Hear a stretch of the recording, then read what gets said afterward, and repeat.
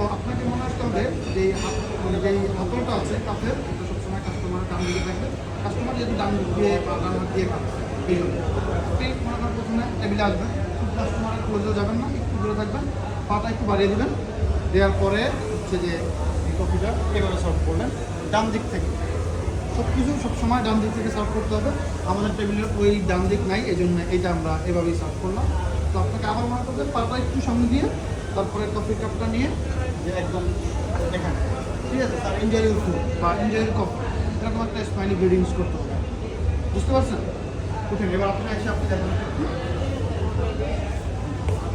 এবং দেখান যে কী অবস্থা। এখান থেকে দেখান, সমস্যা নাই। আমার কাস্টমার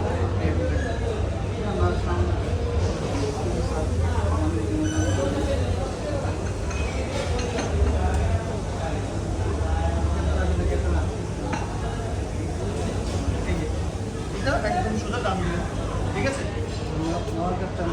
হ্যাঁ,